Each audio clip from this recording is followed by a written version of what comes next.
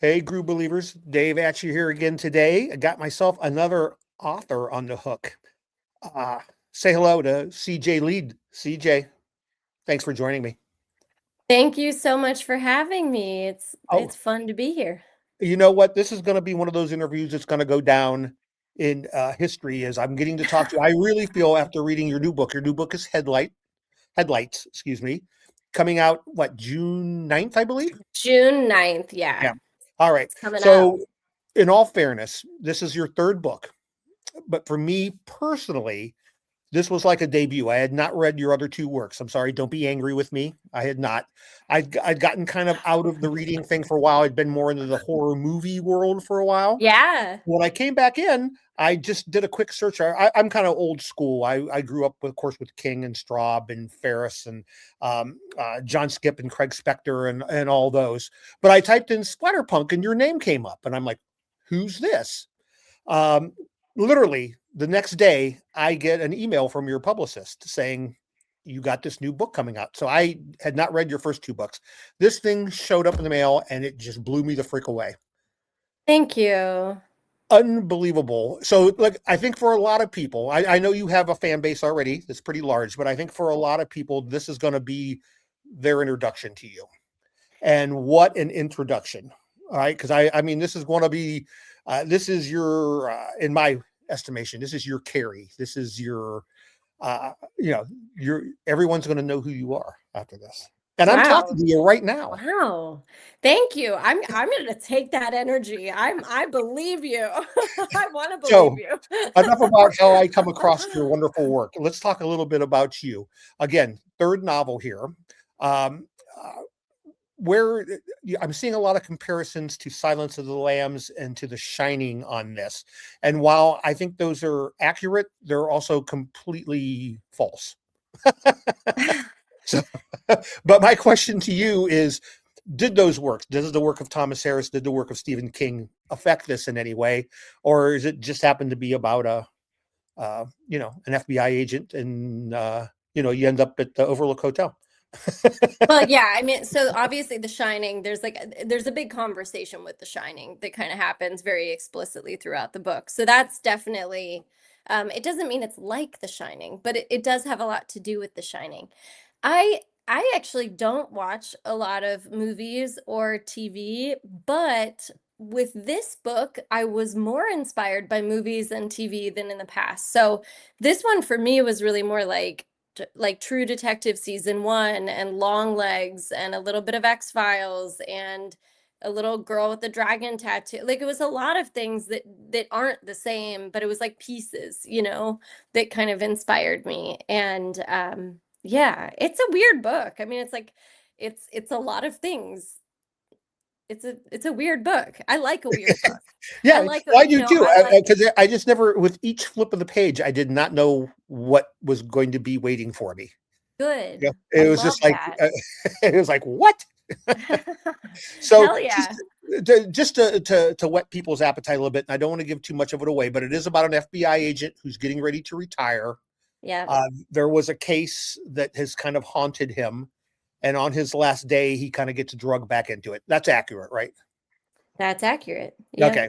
But then things just take a really strange turn. First off, the killings are horrendous, and although it's blurbed on the back of the book what the killings are, I still think it's best if people just kind of discover that for themselves. So I don't want to go into that, but Okay. but it's uh, but it's uh, but it's just horrendous what these things are.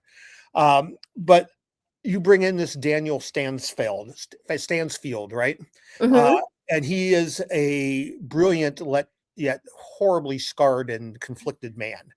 And these two things come together to just create this dynamic that I don't think I've ever experienced before. So, what was your experience? How did you create this character? What did you draw upon?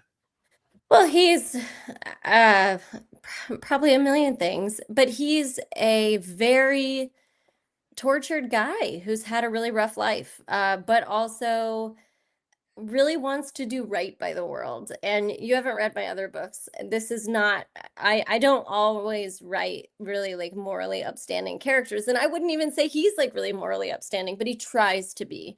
And so I yeah, he's a guy who's had a rough go, who potentially has um man, it's a hard book to talk about without Well, you don't want spoiling, to give right? you Like don't want to give it's anything the away, hardest right? one. Yeah, yeah. Yeah. He's very haunted, is what I will say.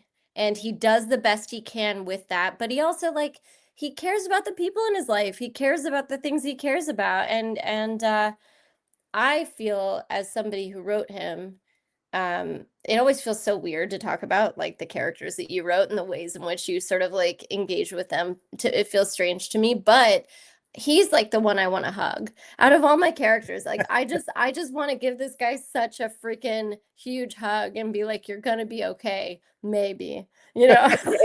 Maybe. But did he come into your vision of this book? Did he Oh, come in how did I?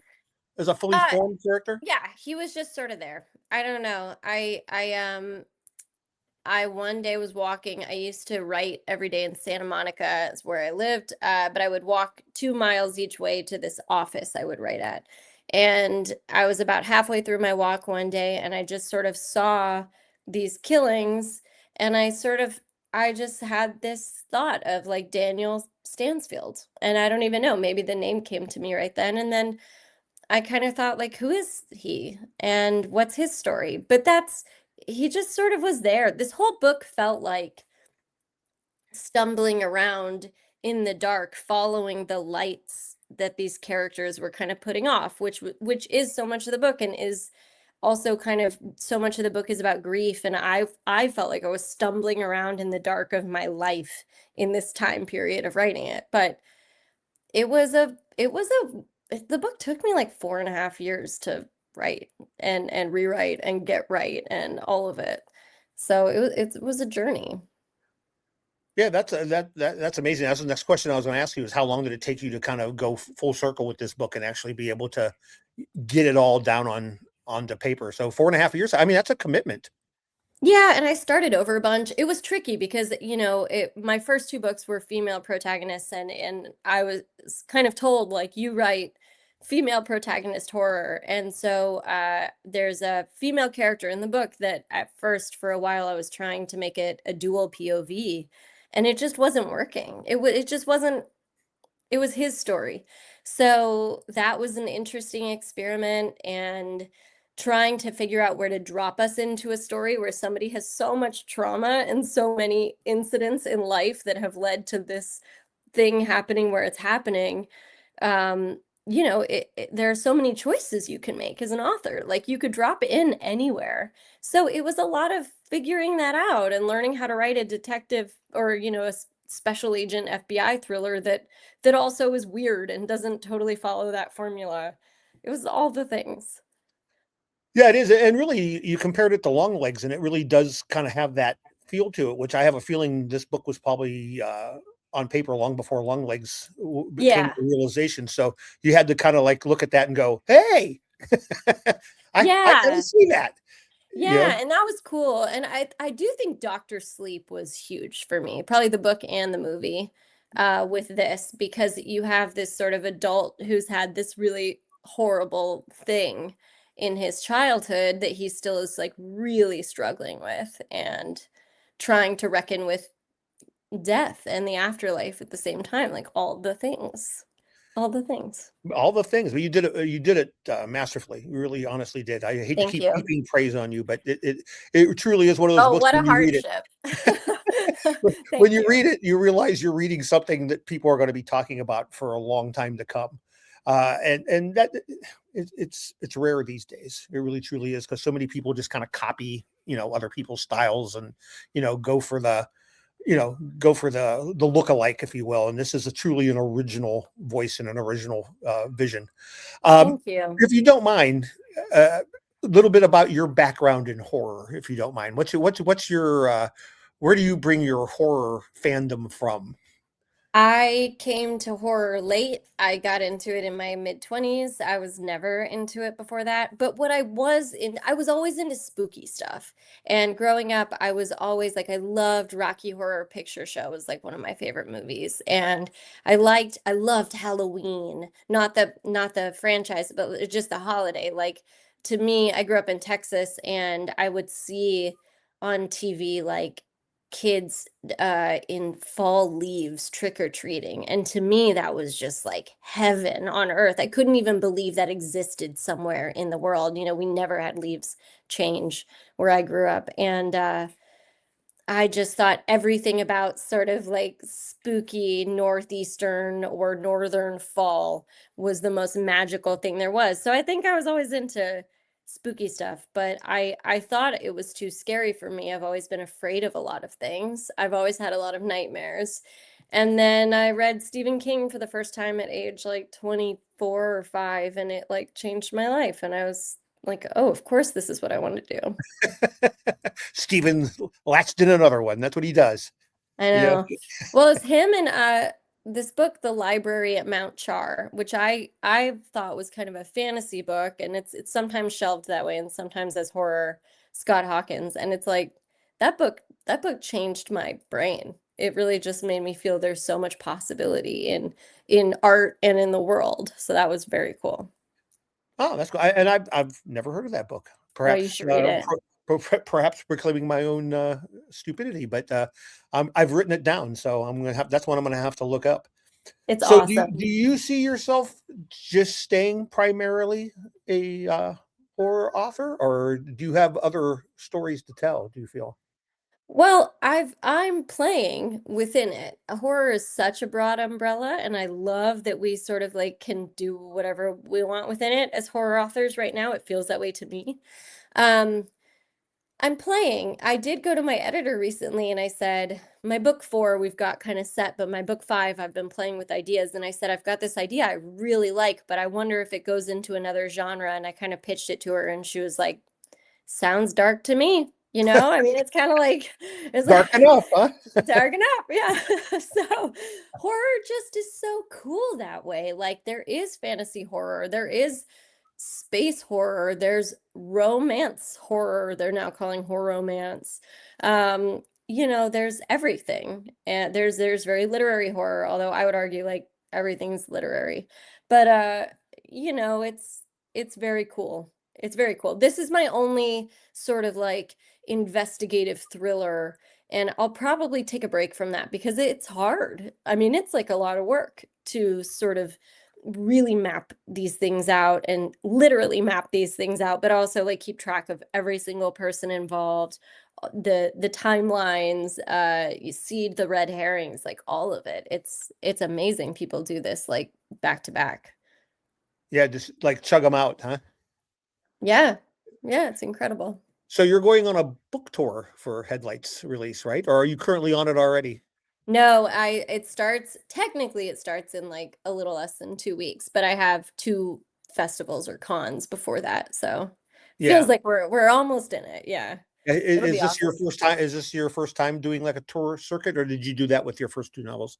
No, I did it with my first two, and it was awesome. And I'm stoked to do it again. It's gonna be I always like theme my tour outfits, and I get very into it. And this time I'm repping like for my daytime outfits, I'm gonna wear shirts from like a lot of my Colorado indie bookstores I love, and like it's a whole thing. Make it an event. That's good. Well, I've been following you on Instagram, and I see that you feature the little indie bookstores a lot, and Yeah. and stuff. And that's great. It's really kind of fun to see horror kind of getting this resurgence in the literary world. It seemed to kind of stagnate for a while, but now it seems to really be picking up again.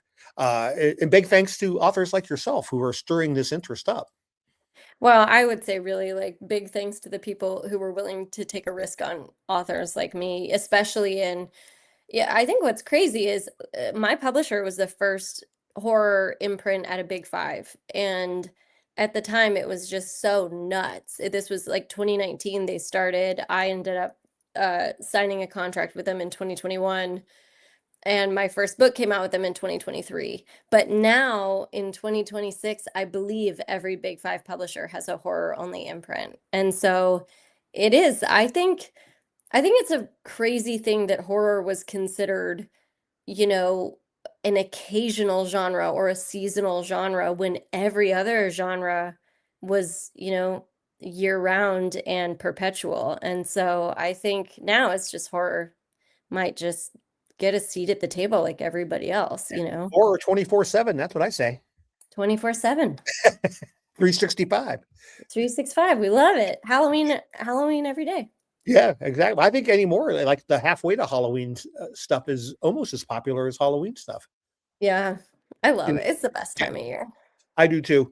Well, I want to wrap this up. I don't want to make this too long. I don't want to take up too much of your time, but Headlights, it hits bookshelves, booksellers everywhere on June 9th. It is a must read. Take my word for it. Thank Find you. this book. No, thank you. I appreciate it. And good luck with your book tour, and good luck with the book release. Thanks so much. It was awesome chatting. Thanks, CJ. You have a great rest of your day. You too.